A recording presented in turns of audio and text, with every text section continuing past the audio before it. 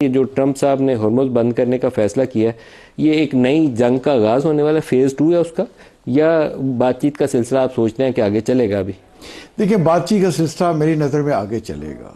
आप देखें, जब पाकिस्तान में इस्लामाबाद टॉक्स हुई वो ट्विटर पर टॉप ट्रेंड बन गया और हमारे फील्ड मार्शल साहब सबसे ज़्यादा सर्च की जाने वाली पर्सनैलिटी बन गए गूगल्स पे।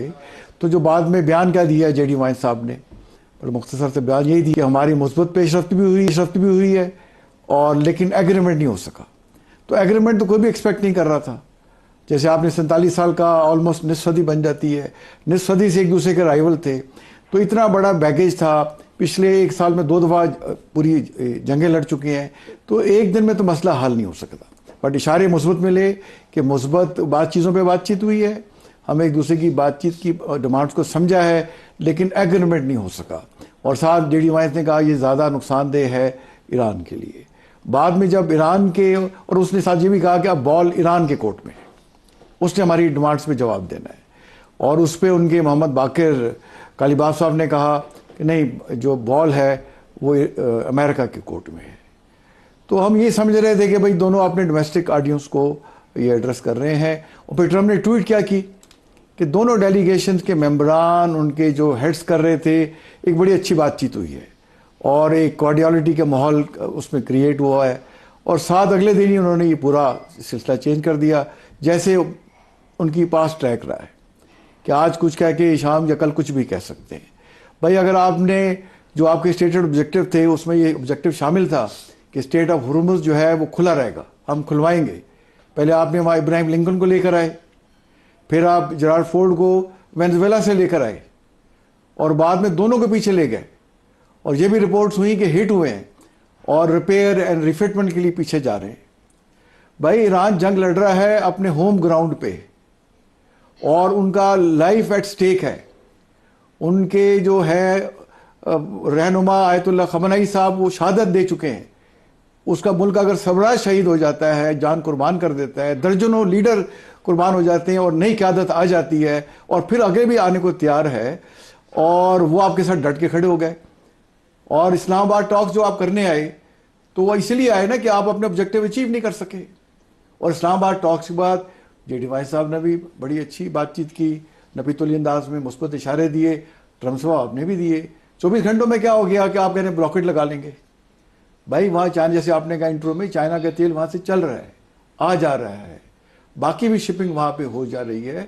तो मेरा नहीं ख्याल कि ईरान ये अमेरिका अनाउंस तो कर सकता है, प्रैक्टिकली ब्लॉकेट नहीं कर सकेगा। और ये सिर्फ मेरा ख्याल है कोई अपने मीडिया, कोई ऑडियंस को बता रहे हैं। अल्टीमेटली उन्हें नेगोशिएशन टेबल पे आना होगा।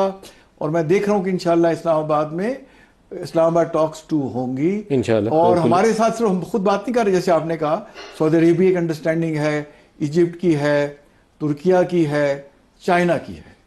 तो ओवरऑल इंशाल्लाह मेरा ख्याल है better sense will prevail. Admiral Faisal Shah साहब आप कोई नई ट्वीट देखें ट्रम्प साहब से। तारिक रशीद साहब, जो इस वक्त एक बड़ा सवाल ये भी होगा कि जो अब्बास अरागची साहब और कालिबाफ साहब यहाँ से लेकर तेहरान गए, तो तेहरान में IRGC से उनकी क्या डिस्कशन होती, मुश्तबा साहब की अगर सेहत इस काबिल है तो अगर उनसे भी राय लेनी है, उनको क्या वहाँ से जवाब मिलता है। यहाँ से जेडी वैंस जो कुछ लेके वापस वाशिंगटन गए हैं, वहाँ वो अपने सारे लार्जर जो ग्रुप है उसके साथ बैठ के वो क्या चीज़ लेते हैं। फिर इसका आई थिंक अगले 24 से 48 घंटों में नेक्स्ट फेज का हमें पता चलना चाहिए। ब्रास टैक तो यही है कि जेडी वांस साहब जब कहते हैं कि जी हमने अपनी डिमांड्स क्लैरिटी से दे दी हैं, अभी ईरान से जवाब तो आया नहीं है, क्योंकि कुछ टेक्स्ट एक्सचेंज हुए हैं। ये ऑफिशियली कंफर्म्ड है कि दोनों ने वो जो डिप्लोमेटिक लैंग्वेज में कहते हैं कि नॉन पेपर्स एक्सचेंज कर लिए, उसको फॉर्मली एक शक्ल देनी है। वो देखें, एक्सचेंज किए, बातचीत हुई, काउंटर प्रपोजल आई और एक पॉजिटिव नोट पे बात खत्म हुई। दोनों मुल्कों ने पाकिस्तान का शुक्रिया अदा किया, खासतौर पर फील्ड मार्शल साहब का नाम लिया गया और एक पॉजिटिव नोट पे गए। और फिर जेडी वाइंस साहब चले भी गए तो पता ये चला कि कुछ मेंबर यहाँ मौजूद हैं और बातचीत करते रहे। तो बाद में दूसरे जहाज पे गए, विटकॉफ और कुशनर, तो किस लिए बैठे थे जेडी वाइंस साहब का जहाज, उस पर क्यों नहीं जा सके। तो बातचीत तो बाद में भी हुई। और देखें, जो 2 हफ्ते का सीज फायर है, अगर ब्लॉकेट, वैसे टेक्निकली बिल्कुल एक्ट ऑफ वॉर है, तो अगर आप एक्ट ऑफ वॉर करते हैं तो 2 हफ्ते का आपने खुद माना हुआ है सीज फायर, उसका क्या बनेगा भाई। फिर आप जो थे इब्राहिम लिंकन एयरक्राफ्ट कैरियर, पूरी जंग में 40 दिनों में आप गल्फ ऑफ ओमान से दूर दूर रखा, गल्फ ऑफ ओमान से भी दूर रखा, स्ट्रेट ऑफ हुर्मुज़ से भी दूर रखा। शुरू में आगे लाए थे, फिर ड्रोन ने हिट किया, फिर पीछे ले गए, पीछे जब आग ले लगी। आई 400 से 600 किलोमीटर पीछे ले गए।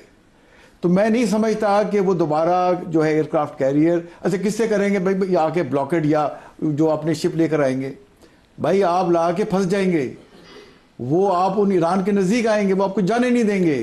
तो अगर दूर रख के करना है और अगर नज़दीक पहले आना था तो क्यों नहीं लेकर आए? अगर चाबहार के नज़दीक आते हैं या वो बिल्कुल हुर्मुज़ के मुंह पे आ जाते हैं, जहां से वो उन्होंने जिक्र किया कि अरेबियन सी को जाके वो टच करता है, तो वहां पर उसका वो जो शायद ड्रोन जिसने इनके पहले बेड़े को नज़दीक आते हैं तो आप उनकी मिसाइल के रेंज में आते हैं, जो पहले ही आपको हज़ारों डॉलर के थे, आप मिलियंस ऑफ डॉलर से उनको काउंटर कर रहे थे, तो आप उनके ट्रैप में आ जाएंगे। तो मेरा नहीं ख्याल ये जो है अमेरिका ये ऐसी गलती करेगा, बेटर सेंस विल प्रिवेल। ये मेरा ख्याल है पॉलिटिकल बातचीत है, होम ऑडियंस को बता रहे हैं। और तस्वीर जो आपने दिखाई वो तो लग रहा है पता नहीं पीछे से कौन आके, और एक आगे आगे बंदा लेटा हुआ है, वो पता नहीं कौन सा बंदा लेटा हुआ है। उसकी ना इजाद करें, बस वो तस्वीर इसलिए दिखाई है। ट्रंप साहब उसको क्या करने की कोशिश कर रहे हैं। तो देखिए एप्स्टीन जो है फाइल्स और उसके भी चीजें दाने बाने साथ मिल जाते हैं। अरे मुझे एक्चुअली अगर ये टीवी का ख्याल ना होता तो एप्स्टीन फाइल से इनका जो रोल है और जो कुछ वो तस्वीर है वो दिखानी चाहिए जी। तो हो सकता है उसमें किसी हद तक ये उसकी उसको उसको उसको थोड़ा सा अपने व्यू दिखा रहे हैं। जनरल तारिक शीर साहब, जो इस वक्त की सूरत हाल है जी। उसमें अगर आप देखें कि सऊदी अरब जो है वो साथ इंगेज कर रहा है। आज ईरानियन फॉरेन मिनिस्टर ने सऊदी फॉरेन मिनिस्टर से बात की। जब ये यहाँ टॉक चल रही थी तो सऊदी फाइनेंस मिनिस्टर भी पाकिस्तान के अंदर मौजूद थे। अब इम्कान यह है कि पाकिस्तानी प्राइम मिनिस्टर मुमकिन तौर पर आई थिंक फील्ड मार्शल भी साथ जाएंगे, सऊदी अरब का विजिट करने की तवक्को है, टर्की का भी। जी बिल्कुल, खबरों में तो है, खबरों में। बल्कि एक नई खबर में थोड़ा सा इजाफी बता सकता हूँ कि there is a strong possibility कि सऊदी अरब से पाकिस्तान को बहुत अच्छा इक्तिसादी पैकेज मिल जाए, जिसमें ऑयल ऑन डिफर्ड पेमेंट हम उनसे लेते हैं कोई 1-1.5 अरब डॉलर का, वो बढ़ के कोई 5 अरब डॉलर हो जाए। कुछ ये यूएई ने पैसे वापस मांग लिए हैं तो उसके एवज हमें सऊदी अरब और कतर से इजाफी पैसे भी मिल जाए। स्ट्रॉन्ग पॉसिबिलिटी है बड़े पैकेज की, मैं नंबर्स पे अभी बोल नहीं रहा, but there is a strong likelihood. तो पाकिस्तान, सऊदी अरब और कुछ ममालिक शायद इस सूरत हाल में ज़्यादा करीब आ जाएंगे, जुड़ जाएंगे आपस में। देखिए सऊदी अरेबिया तो हमसे तारीखी तौर पे जुड़ा हुआ है और हमारे दिल इकट्ठे धड़कते हैं, हम यक जान दो कालिब हैं, उसके बारे में तो कोई शक की दुनिया को होना ही नहीं चाहिए। जब हमने न्यूक्लियर एक्सप्लोजन भी किया तो बाकी जो सऊदी अरेबिया हमारे पास फ़ौरन उनके जो क्राउन प्रिंस थे, बाद में बने किंग अब्दुल्ला, वो पाकिस्तान पहुँचे, बहुत प्रो पाकिस्तानी थे।